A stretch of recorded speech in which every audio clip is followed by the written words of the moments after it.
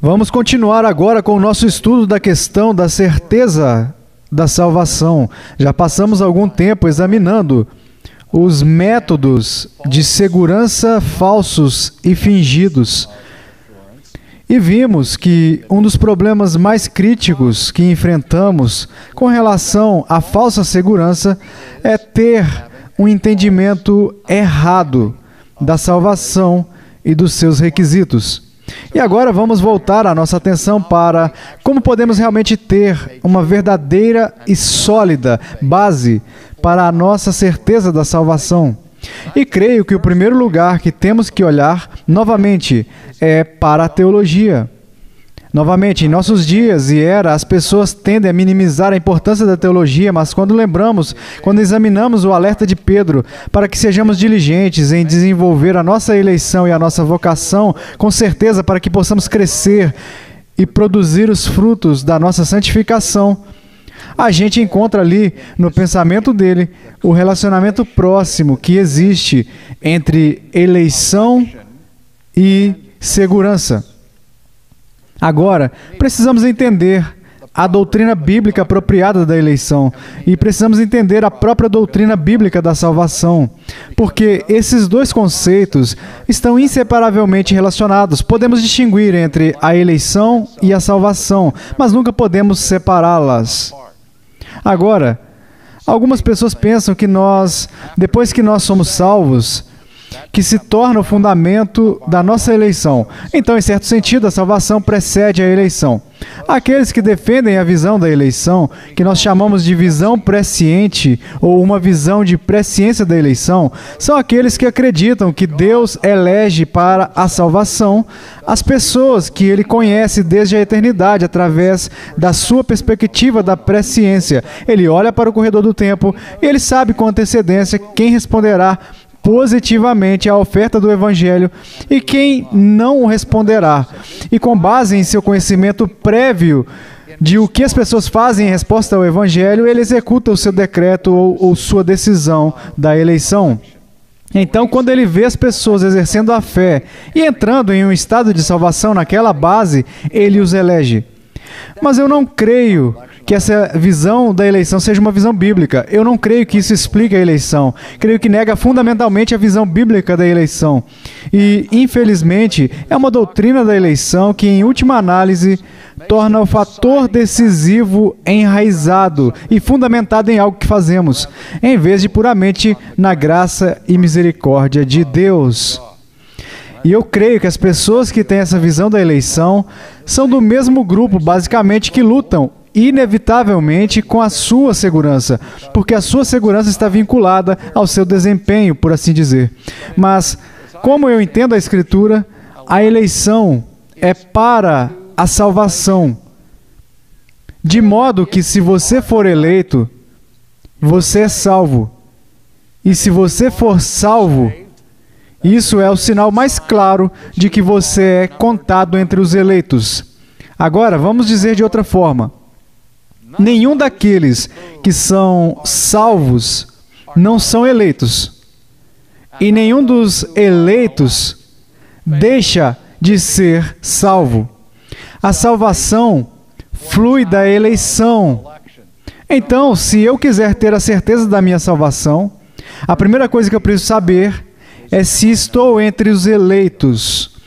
Assim vejo no ensinamento de Pedro porque é tão importante que eu seja diligente em assegurar o meu chamado e a minha eleição. Porque se eu tiver a certeza de que estou sendo contado entre os eleitos, então posso ter certeza com respeito à minha salvação. Não só hoje, mas no futuro também.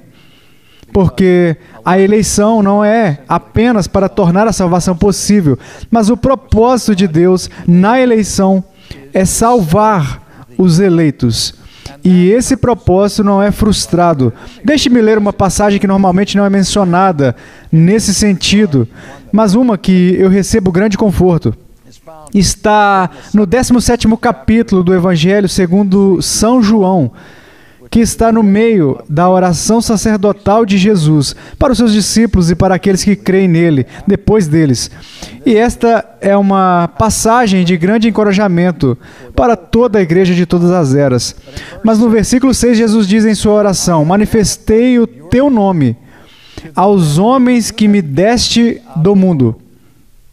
Eram teus, tu nos confiaste, e eles têm guardado a tua palavra.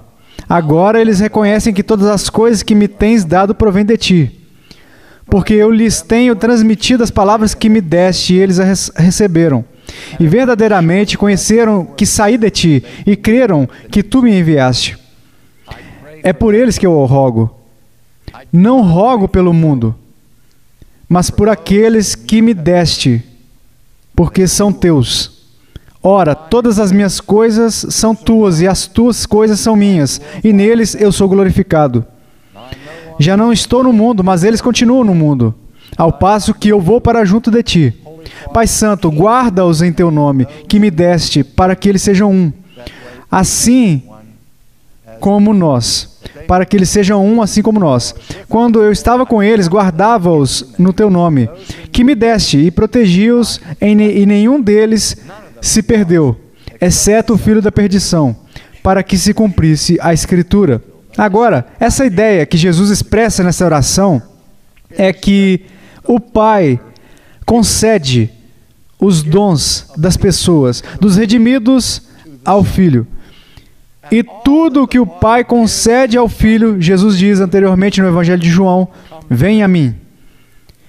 E todos os que vêm a Ele são guardados por Ele. Isso está se referindo aos eleitos, que são aqueles que o Pai concede ao Filho. E os eleitos que o Pai concede ao Filho são guardados pelo Filho.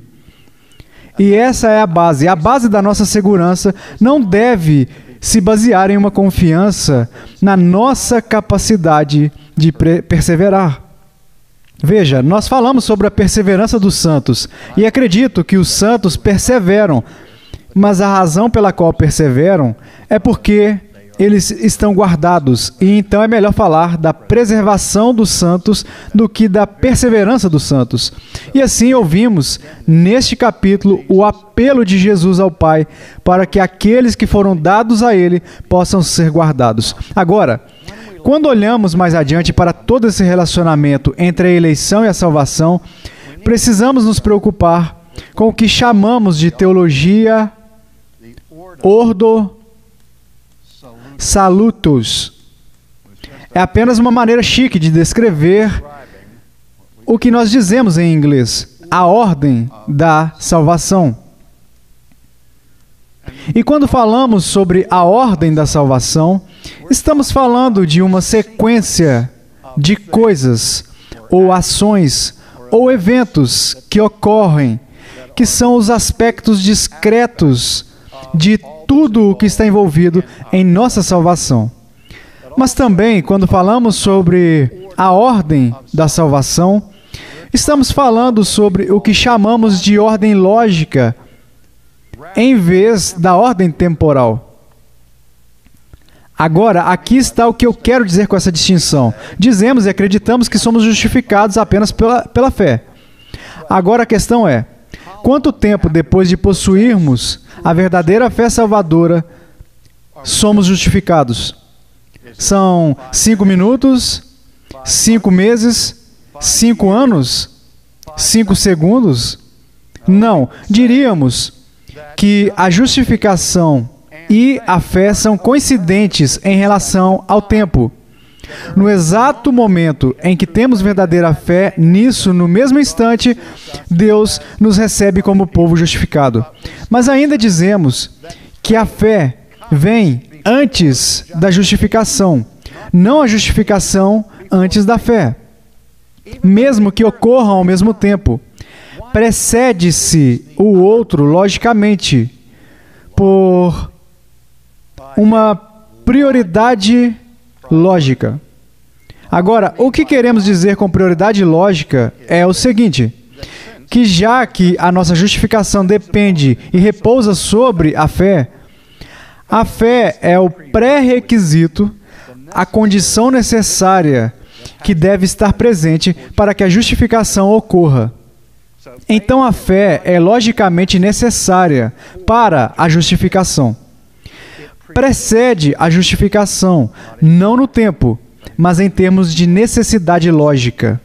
Então, quando estamos falando sobre a ordem da salvação, tenha em mente que o que a gente tem em vista aqui são as distinções em relação aos pré-requisitos, à necessidade lógica. Agora, com isso em mente, vamos voltar a nossa atenção brevemente à inquebrável corrente da esperança de Romanos capítulo 8. Em Romanos capítulo 8, temos um dos versículos mais famosos e amados de todos no Novo Testamento. No versículo 28, lemos: sabemos que todas as coisas cooperam para o bem daqueles que amam a Deus, daqueles que são chamados segundo o seu propósito. Agora, deixe-me fazer uma pausa por um segundo e dizer, note que essa promessa de que todas as coisas cooperam para o bem daqueles que amam a Deus, que são descritos aqui como aqueles que são chamados segundo o seu propósito. Então, esse é um tipo especial de chamado. A Bíblia fala sobre o chamado do Evangelho, que é para todos. O que chamamos de chamado exterior ou de chamado externo. E nem todo mundo que ouve o Evangelho com seus ouvidos, nem todo mundo que ouve o chamado externo é salvo. Mas também falamos do chamado interno. O chamado de Deus na pessoa, no coração, que é uma obra de Deus, o Espírito Santo, que chama, é eficaz. Esse é o chamado pelo qual o Espírito Santo abre os ouvidos e os olhos do crente, o coração do crente, trabalhando dentro de nós para realizar o propósito de Deus. De modo que esta é apenas mais uma frase ou outro termo descritivo para eleger. Todos os eleitos recebem esse chamado interior. Todos os eleitos recebem o chamado intencional de Deus. E todos os que recebem este chamado interior de Deus estão contados entre os eleitos. E eu creio que isso fica muito claro nos versículos que resultam isso. Vamos olhar para isso. Porquanto aos que de antemão conheceu, também os predestinou para serem conformes à imagem de seu Filho. Agora estamos conversando. Paulo está falando aqui sobre os propósitos de Deus com relação à salvação. E ele começa mencionando a presciência de Deus. E aqueles que ele conheceu de antemão, ele predestinou. O quê? Qual era o objetivo da predestinação? Para serem conformes à imagem de seu Filho. Desde que a nossa eleição está em Cristo. Agora vem no versículo 29, o que é chamado na teologia de a inquebrável corrente da esperança. Desculpe-me, versículo 30. E aos que predestinou, a esses também chamou. E aos que chamou, a esses também justificou. E aos que justificou, a esses também glorificou. Agora, esta é uma versão abreviada do que chamamos da ordem da salvação. Há outros aspectos para o outro. A ordem da salvação, além do que é mencionado aqui. Isso atinge os destaques. Observe que a santificação não está nesta lista. Mas o que está nesta lista inclui os seguintes itens. Em primeiro lugar, presciência. Em segundo lugar, predestinação. Terceiro, o quê?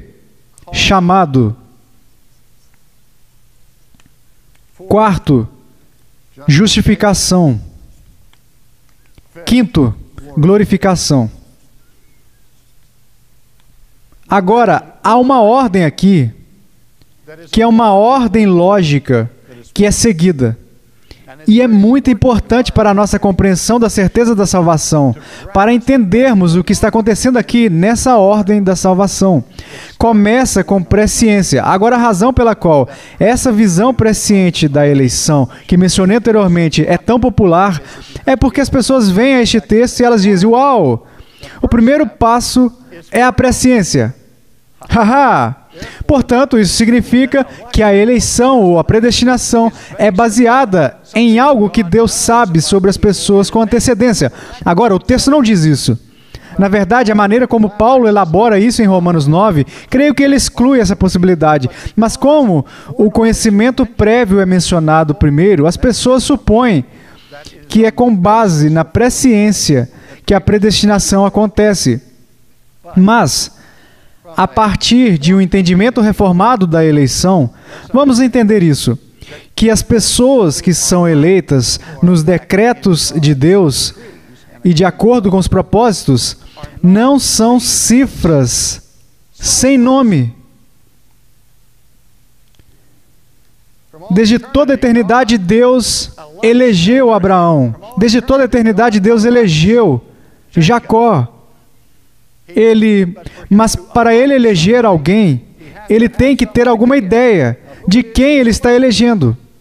Então, obviamente, a presciência deve preceder a predestinação, porque Deus está predestinando alguém, pessoas. Então, ele tem que conhecer essas pessoas antes que ele as predestine. Então, obviamente, a primeira coisa é a presciência, a segunda coisa é a predestinação. Mas observe a estrutura elíptica desta passagem, ou seja, há coisas não declaradas que são claramente implícitas. E o que acontece aqui é que aqueles a quem ele conheceu de antemão, ele também os predestinou. Aqueles a quem ele predestinou, ele também chamou. Aqueles a quem ele chamou, também justificou. Aqueles a quem ele justificou, ele também glorificou. O que é claramente entendido aqui é que todos estão na categoria dos predestinados. Agora, novamente, a presciência de Deus, em geral, inclui todas as pessoas, não apenas os eleitos. Mas aqui ele está falando sobre essa presciência que ele tem dos seus eleitos, porque todos os que ele conhece, no sentido que ele os conhece aqui, estão predestinados. E todos os que estão predestinados, o quê? São chamados. Agora, o ponto crítico é este. Não perca isso. Todos os que são chamados são justificados. Então, se todos os que são chamados são justificados, isto não pode se referir ao chamado externo. Tem que se referir ao chamado interno. Porque todos os que recebem este chamado particular recebem a justificação. Assim como todos os que são justificados são glorificados. Então, se eu quiser saber se sou glorificado, se eu serei glorificado, se eu vou ser salvo em última análise, se eu puder determinar se eu sou justificado, eu sei que eu serei glorificado. Se eu for justificado agora, eu não tenho nada com o que me preocupar, que aquele que começou a boa obra em mim vai completar até o fim. E vamos olhar mais adiante para isso em nossa próxima lição. Mas agora queremos fazer a pergunta: onde o chamado se encaixa na minha segurança? Se esse chamado se refere à operação do Espírito Santo que nos prepara sobre a alma para a fé e a justificação, então se eu sei que fui chamado, então eu sei que eu sou eleito. Bem, como eu sei que eu sou chamado? Bem, vamos rapidamente para o capítulo 2 de Efésios.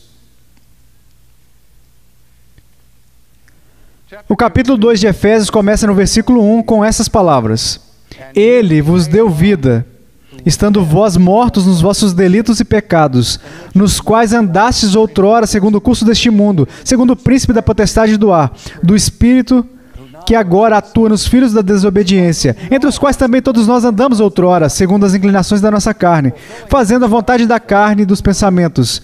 E éramos, por natureza, filhos da ira, como também os demais. Mas Deus, sendo rico em misericórdia, por causa do grande amor com que nos amou, e estando nós mortos em nossos delitos, nos deu vida juntamente com Cristo. Pela graça sois salvos. E juntamente com Ele nos ressuscitou e nos fez assentar nos lugares celestiais em Cristo Jesus, para mostrar nos séculos vindouros a suprema riqueza da sua graça em bondade para conosco em Cristo Jesus. Porque pela graça sois salvos, mediante a fé. E isto, e o antecedente de isto é fé. Não vem de vós, é dom de Deus, não de obras, para que ninguém se glorie.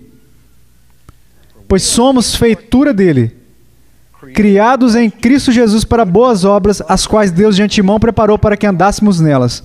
Neste breve resumo, o que Paulo está focando é na obra do Espírito Santo, que ele descreve em termos de vivificação, o que significa sendo vivificados, o que entendemos em categorias para se referir ao nosso renascimento, à nossa regeneração. O que Jesus disse a Nicodemos era um pré-requisito para qualquer um ver o reino, inclusive para entrar no reino de Deus. E isso está ligado a esse chamado interno. E assim, a minha pergunta básica, como eu busco segurança, é isso. Eu sou uma pessoa regenerada? Se eu sou uma pessoa regenerada, então eu sei que eu sou contado entre os eleitos.